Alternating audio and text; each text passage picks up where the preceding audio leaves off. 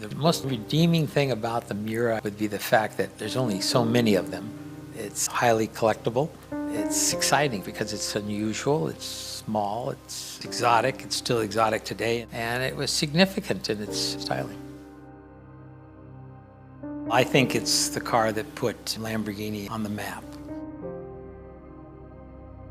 My name is Dennis Varney, and I'm driving a 1970 Lamborghini Miura S.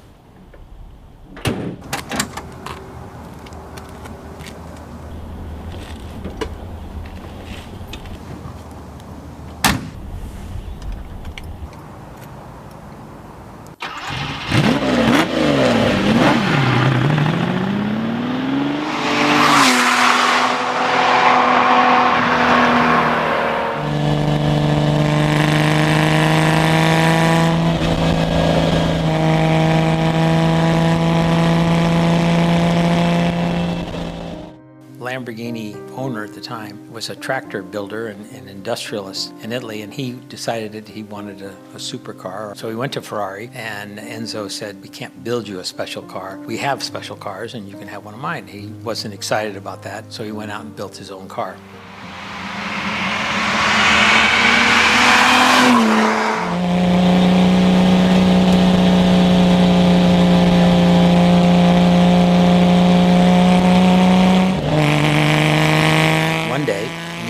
I was working, which was a speed shop at the time. There was a sports car shop, and this Lamborghini came in, and that was in the 60s. And I went over and talked to the guy and saw the car, and I said, "Can I sit in it?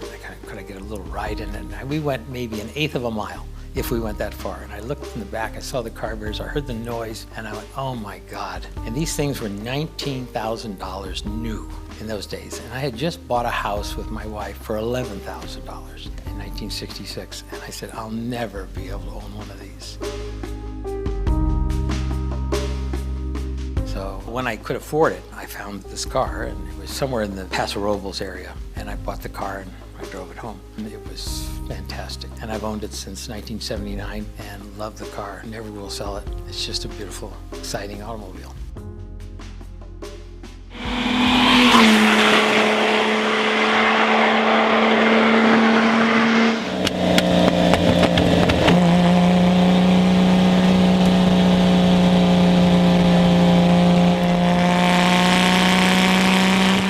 Did inspire me to go onto a different track because it was the sports car world, and I was coming from the hot rod world. And in the hot rod world, you just figure out what transmission fits with what and how it fits in the car, and you make it work, and then you go to aesthetics.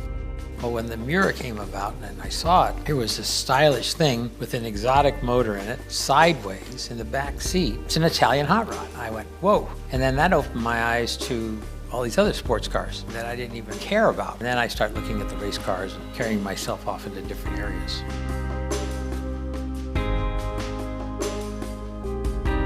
I think my philosophy about collecting cars is things that I like, and it's not about value. It seems like the car value has gone up and it's gone crazy, but I bought cars because I liked them and liked the look of them, or they had to perform a certain way, or they looked ugly and they were beautiful because they were ugly. So I'm very eclectic in my collection, and all the automobilia that goes along with it.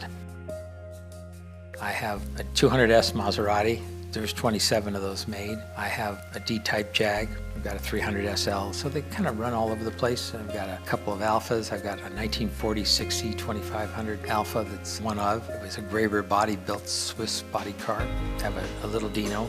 I have a Healy. I have a Yellowstone bus. So I go from one extreme to the other. I have Model Ts, a lot of hot rods, Izettas, Hinkles, Topolinos, so I go all over the place.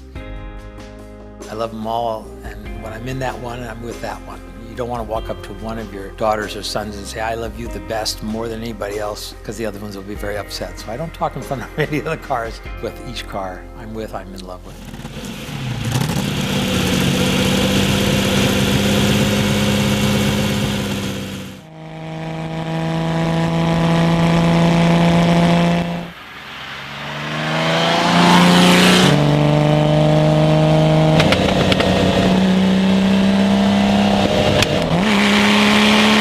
I look at these cars that I own as pieces of art. They're just moving art.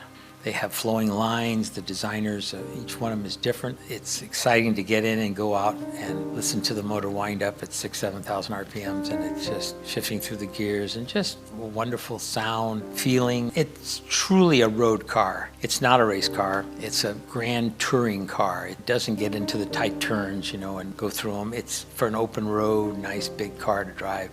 You don't need a radio in it, you just listen to the motor. You look out the rear window and you see the carburetors, that's all you see. And you look through the louvers and you can see a little bit out the back to see if there's a car coming, but you're looking forward anyway, so it doesn't matter who's behind you. But you look at the carburetors and you got this big window in the front, you're sitting down like in a movie theater looking at the road. And it's just got a whine to it, it's screaming, let me go. You know, the more you push down the gas, it wants to go. It's just an exciting car.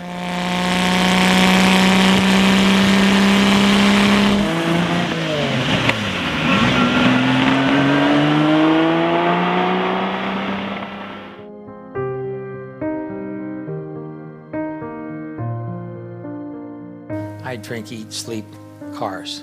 I'm up at 7, I'm doing cars all day long, and then I come home and have dinner with my wife. Next morning I'm up, back to the cars. That's my life. I love it, I wouldn't change it for anything. I hope I get to stay around a long time and play with all my toys, and then when I go, somebody else will have them.